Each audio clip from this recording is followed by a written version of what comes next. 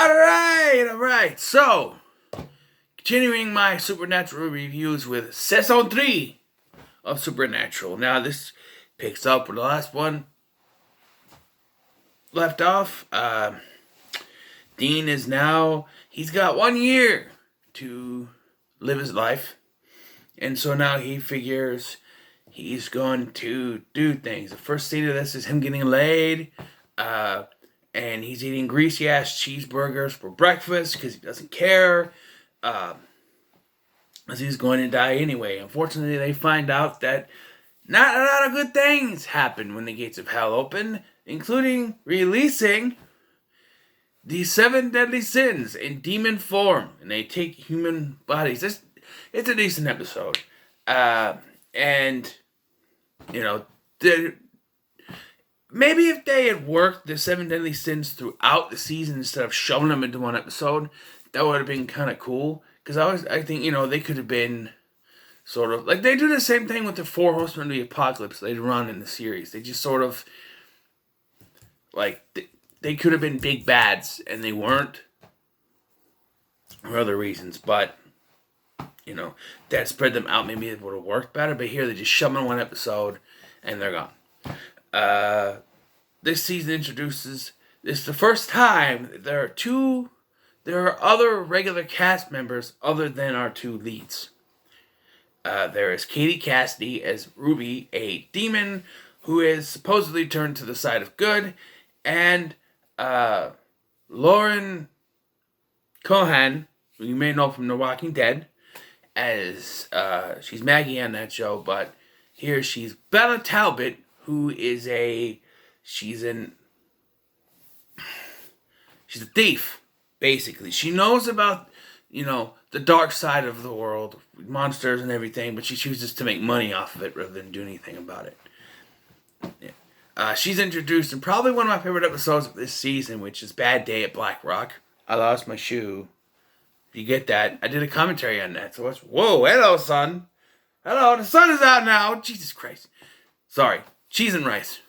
Cheese and rice. We got some light in here. Anyway, and Ruby comes in to help them, claiming she has a way to stop Dean from dying, which is not true.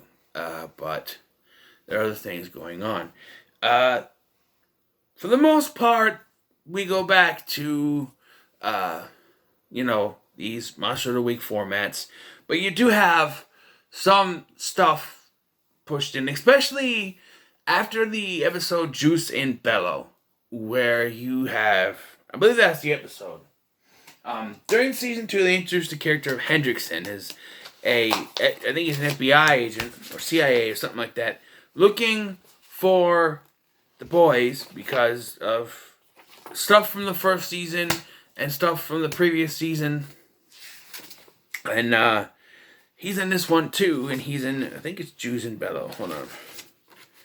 It's Guy at Morning, Sin City, Fresh Blood. Yeah, Gordon comes back in Fresh Blood. We have a first and basically the only Christmas episode here. Yeah, Juice and Bellow, where demons are attacking a police station where the boys are been arrested. And, yeah. They save the day, but then the big bad of the season, and next season, Lilith, shows up in the form of a little girl. She's a white-eyed demon.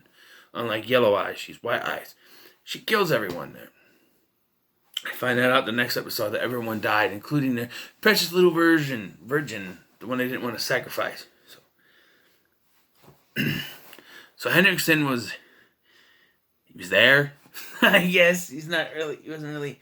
I always thought it was weird to kill off characters that could have joined the boys, you know. But who knows?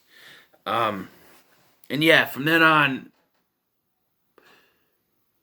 Lilith is a big, you know, kind of threat. Also in this season, we get the Mystery Spot episode, which is another one of my favorites, which the boys go to this small town to investigate this mystery spot because a man had mysteriously vanished from there. And when they get there, they go to investigate after it's closed, when it's closed at night, and Dean gets shot and dies. Sam wakes up the next morning to find out that it's the same day. And no matter what he does, Dean keeps dying, the day keeps repeating, and he figures out that the trickster is behind it. Which was, good. The trickster wants him to, wants to prepare him for when Dean dies.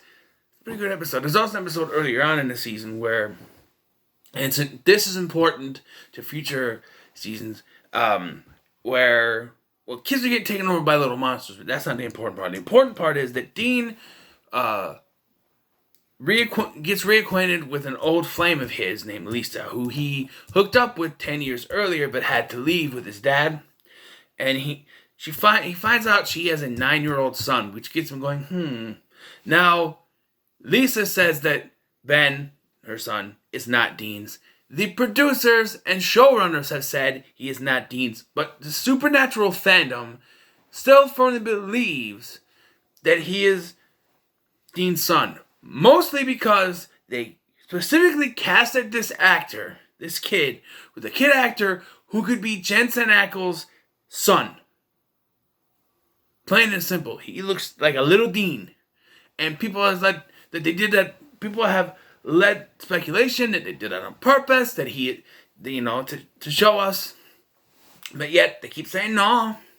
And it doesn't look like we're going to get any confirmation. And they do come back in season 6. Or end of season 5, beginning of season 6. Spread out through it, and then they just kind of dropped them. But we'll get to that. So, any other certain episodes I need to go over before I get to the finale? Because it really not.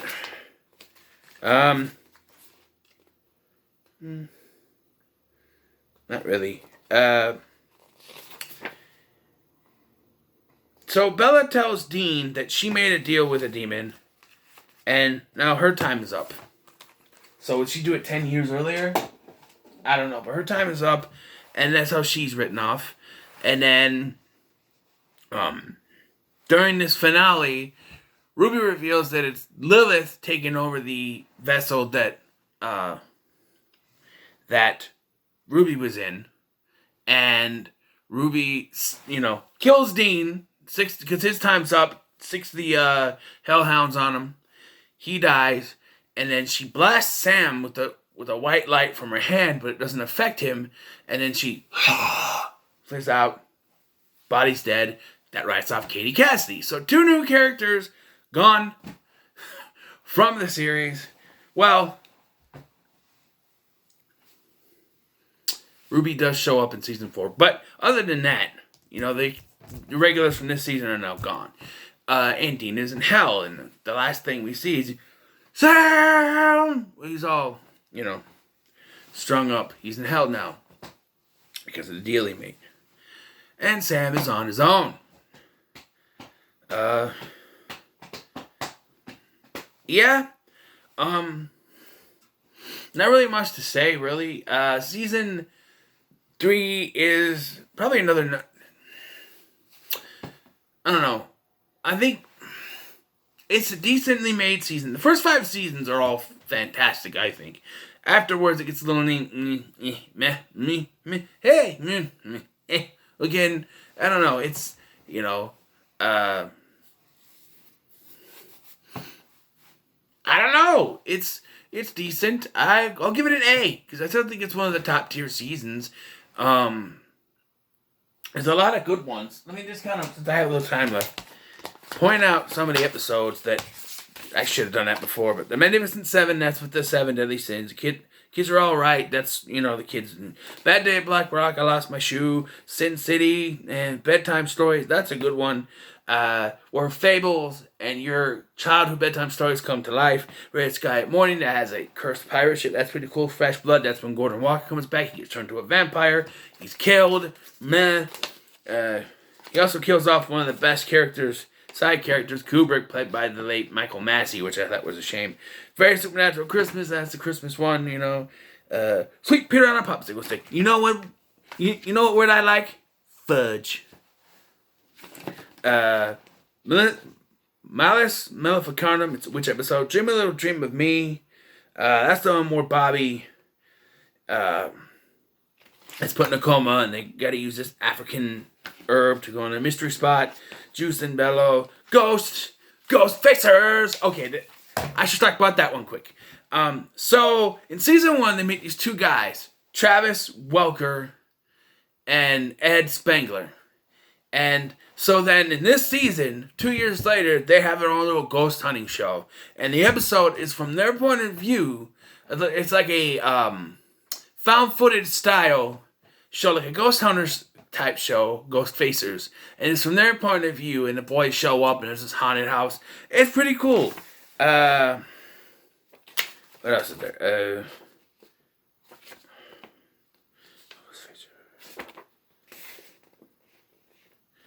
Long distance call, time is on my side in West Rica. Not really much to talk about with those, but so yeah, decent season. Like I said, I give it an A because it's still one of the top tier. But yeah, so what are your thoughts on season 3 of Supernatural? Let me know in the comments below. Make sure to like, share, and subscribe. Thanks for watching. I've been Scotty. See you in the next one.